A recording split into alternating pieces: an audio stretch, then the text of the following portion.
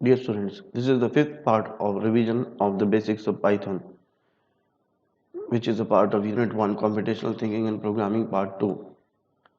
You all know that we are revising the topics which we have studied in class 11th, and you must also know that this forms the first question of your board exam paper, in which there are 5 sections, and so this part is very important. Therefore, you must concentrate upon the different topics which are taught in this, because this chapter forms the base of class 12th units which we are going to study later. In the last session we have studied variables, constants, literals. You know that variables are references to the values which are known as objects. Since Python is an object-oriented language, everything in Python is an object. Therefore, variables are references to those objects. Constants, you have seen that constants are also like variables, but the value assigned to these constants cannot be changed. Whereas in case of variables, whatever values have been assigned to variables, they can change during the execution of program. Literals. We have seen that there are 5 types of literal in Python. Those are integer literal, floating point literals, complex number literals. And we have also seen there are literal collections and a special literal called none. Also, we have seen some examples of these literals, how they work. In this session, we are going to study Python type conversion and typecasting. You have already heard the term type conversion and typecasting while we were studying data types. But here also we are going to elaborate this topic, because type conversion and typecasting is very important when we are dealing with different data types. Now here we are going to have some practical examples of type conversion and typecasting. Also, we are going to see how Python program output can be formatted and what are the ways of generating output using print statement. Type conversion. You have studied in data types that we can convert from one data type to other using type conversion. But here we are going to specifically study two cases in which one of the conversion is done by the interpreter and the second one is done by the user. The first case in which the type conversion is done by the interpreter is known as implicit type conversion, and it is done automatically, whereas explicit type conversion is done by the user as per his wish.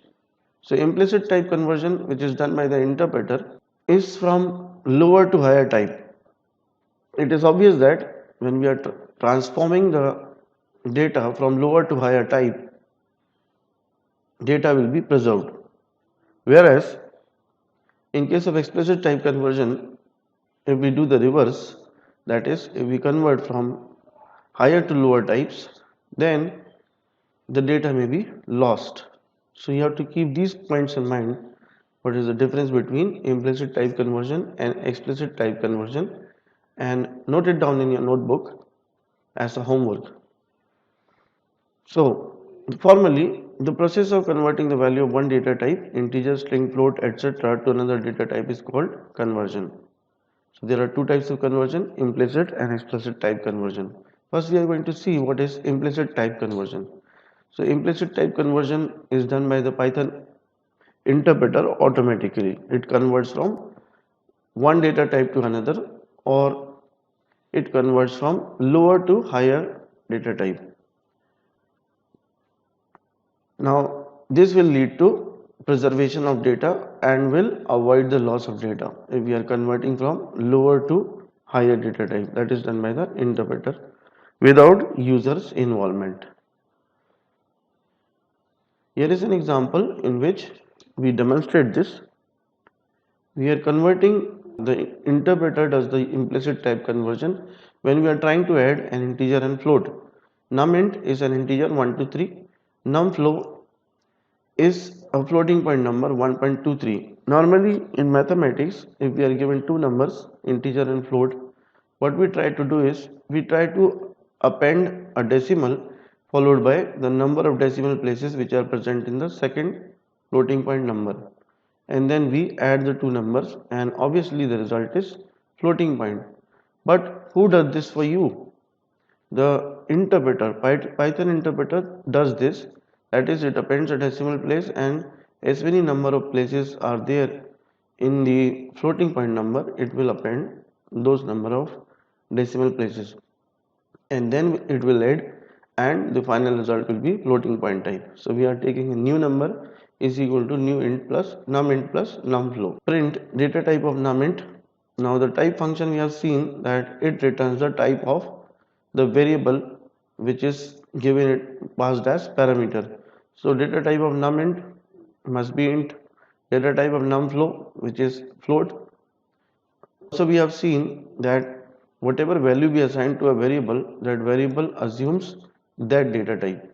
So if we are assigning an integer value, the variable will be of integer type, whereas if we are assigning the floating point value, the variable will be of floating point type. We have found the sum of num int and num flow and saved it in or assigned it in num new. Now the value of num new, that will be printed whatever type it is, and the type of num new, let us find out what will be the value and what will be the type. As in plain mathematics, we can guess the sum of both the numbers. Let us find out whether the interpreter does this internally or not. Try to execute this program in a code editor. We are converting integer to float with the help of implicit conversion. That is, there is no involvement of user. This will be done by the interpreter.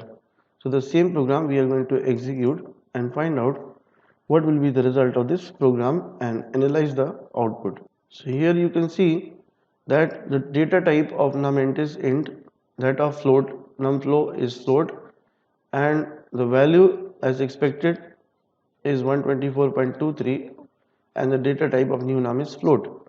So this conversion from int to float, that is from lower to higher type, is automatically done by the Python interpreter internally. The type of variable new num is float. Now let's see an example in which we try to add a string which is a higher data type and an integer which is of lower data type. Here num int is 1 2 3, num str is 4 5 6, that is a string, and this is an integer. So we are trying to add an integer and a string and find out the data type of both of these variables. So first of all, we will find the data type of these variables. It is obviously integer and string using the type function, and then we are trying to add the two values and find out what will be the output of adding a string and an integer. We are relying upon the implicit type conversion, so that we are expecting that the interpreter will convert this integer into string and will add to this string. Let us find out how this program will be executed. Here you can see that there is an error. The error, which is type error. The first statement is executed. Num int, the type of num int is integer, that of num str is string, but this statement generates an error called type error. It is because the Python interpreter does not convert an integer into string. Type error, unsupported operand type for plus, that is the plus operation is not defined upon integer and string. So what is the solution for this problem? The solution is explicit type conversion. That is, if it is required to find the sum of an integer and string, and if that is not possible internally or implicitly, then the user can force the conversion of an integer into string and add accordingly, or the conversion of string into integer. If two strings are added, that operation will be known as concatenation, whereas if an integer and a string has to be added, then the string has to be converted into integer, and that can be done by using explicit type conversion. So explicit type conversion, users convert the data type of an object to required data type. We use the predefined functions like int, float, str. So whatever data type you need to convert, the target data type is written outside, and inside the parenthesis or as argument, the data type which is to be converted is passed, or the variable. This type of conversion is called typecasting. It has also a name called typecasting. So type conversion is done by the interpreter internally without the user intervention, and typecasting is done by the user, because the user casts the data type of objects.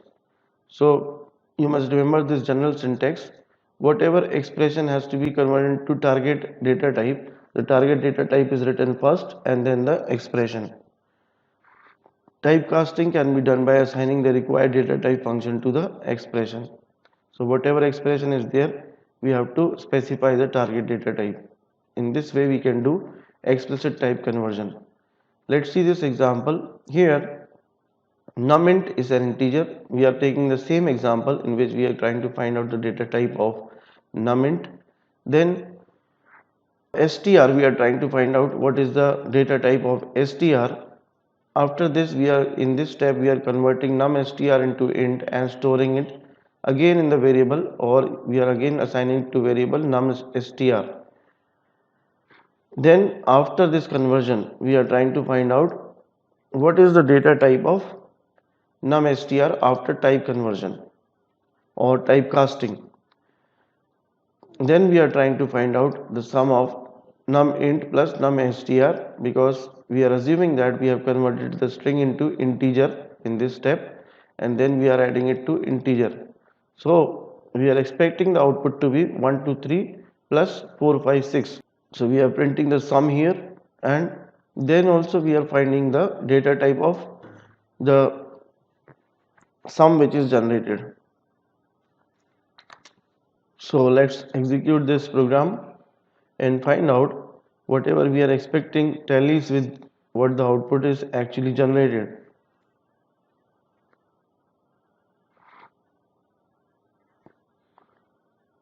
Here you can see that the output generated is 579, which is the sum of integer 1 2 3 and integer 4 5 6. That is, our conversion has been done.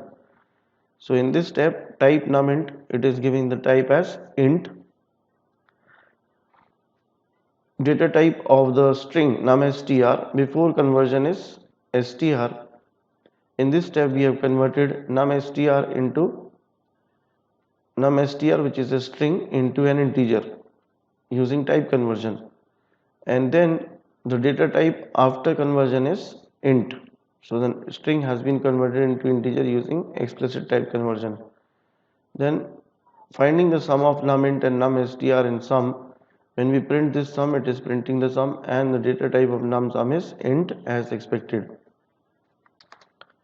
Here there are some key points to remember. Type conversion is the conversion of object from one data type to another data type. Implicit type conversion is automatically performed by the Python interpreter.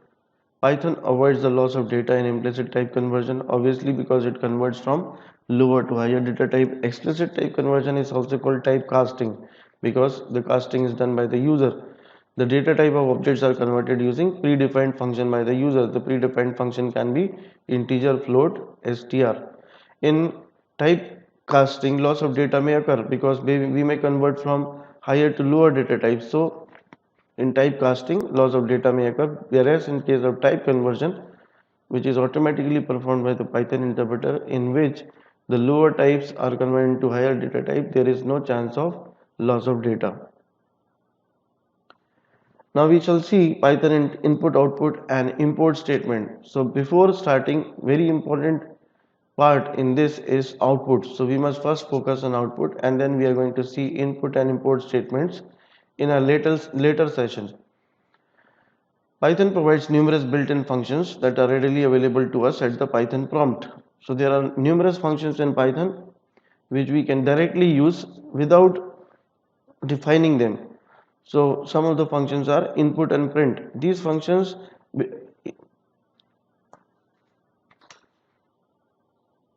Python provides numerous built-in functions that are readily available to us at the Python prompt. So there are many functions in Python which can be directly used with Python input, output and import statements. As we know that input and output are very important functions in Python, and also the import statement.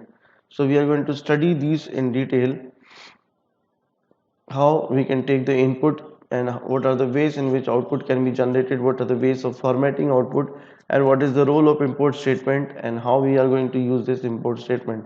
So beginning with output, we are going to see what are the various ways in which output can be generated or formatted. So input and print statement, these statement are used for entering data and for generating the output respectively. So there are many functions in Python which can be directly used on the command prompt as well without including or importing their corresponding files. So they are easily available at your disposal without any extra effort. So we are going to see first what is the output statement, that is print function.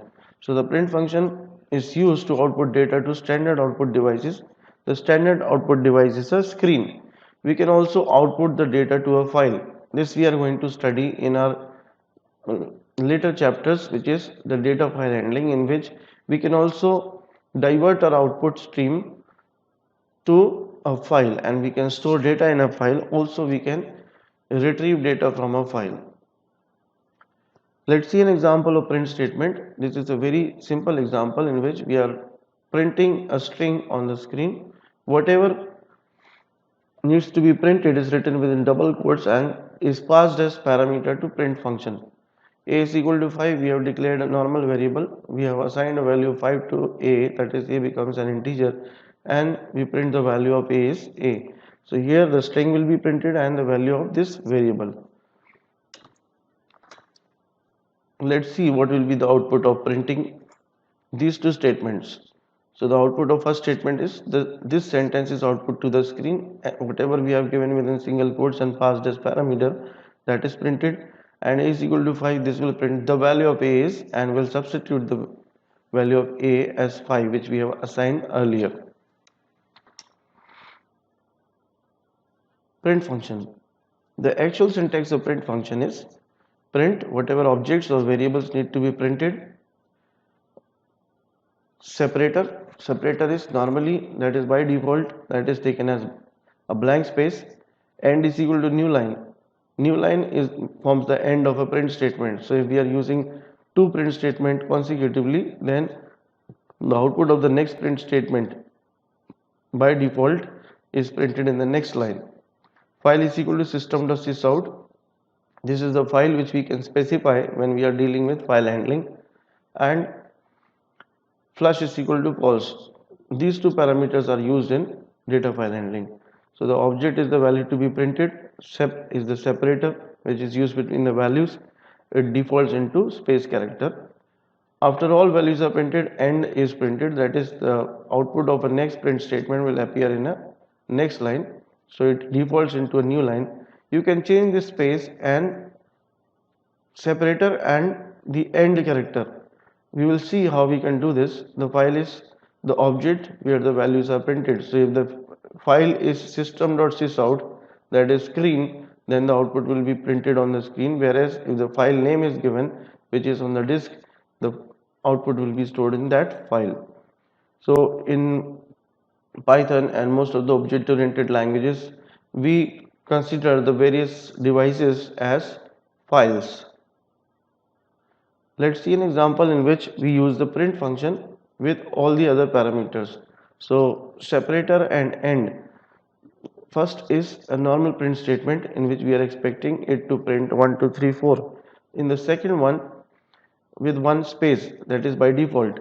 In the second one, we are expecting that the separator is star. So they must be separated by star. And in the third one, the separator is hash, so that the hash is inserted in between and the end character is end. That is, at the end of line, instead of printing a new line, it will print the end character.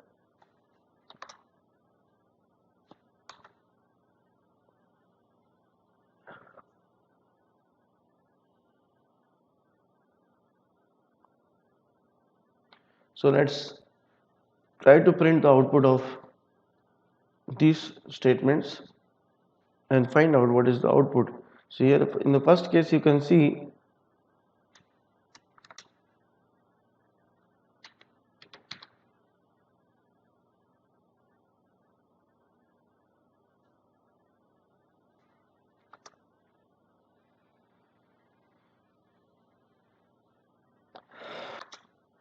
so here we are giving three print statements in which first one is the normal statement, in the second one we are using the parameter SEP, and in the third one we are using two parameters SEP and end. Let's find out what will be the effect of using these parameters. So in the first case you can see that all the numbers are separated by a single space, that is by default a single space. In the second one you can see that they are separated by star, that is we have used the separator star. In third one separator is hash and the end of line is end, which is appended at the end of this line.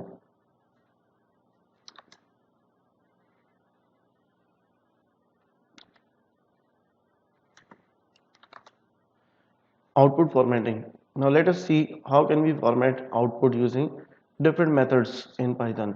Sometimes you would like to format our output to make it look attractive. This can be done by using str.format.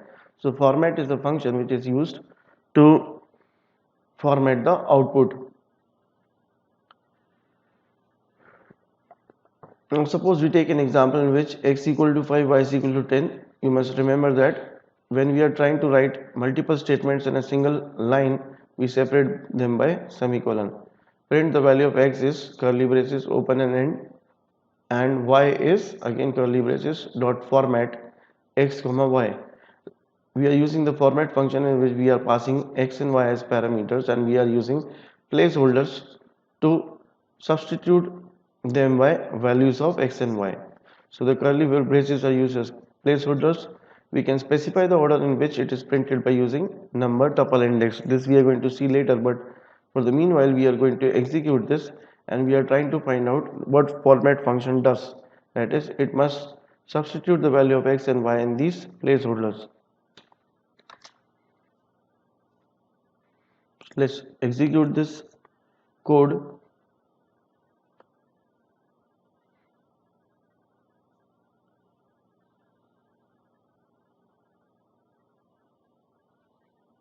In the code output you can see the value of x is 5 and y is 10.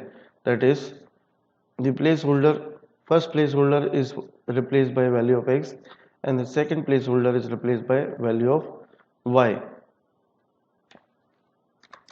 Now let us see if we want to change the order of output, how can we do that using tuple index.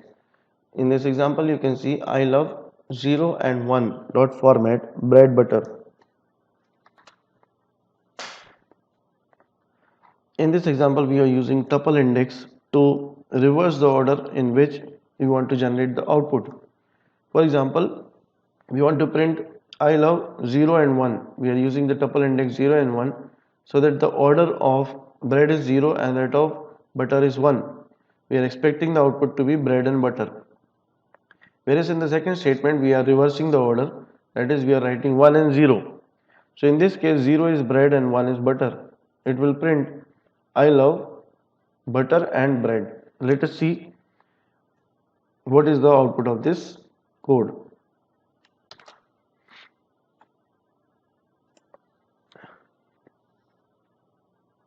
Here you can see that in the first case, since we have specified the tuple index as 0 and 1, it has printed bread and butter, whereas in the second case we have printed 1 and 0, then it prints butter and bread. So the output is just reverse. That is, if we are changing the placeholders, if we are using tuple index in placeholders, then the order in which the output will be generated is changed. We can also use keyword arguments to format the output. For example, print hello name, we are using placeholder for name and placeholder for greeting dot format. Greeting is equal to good morning and name is equal to John. Now we have assigned the value good morning to greeting and John to name. So the placeholders will be replaced by these values. Let us execute this statement and find out. Hello John, good morning. So name has been replaced by John, and here you can see name was John. So name was replaced by John and greeting was replaced by good morning.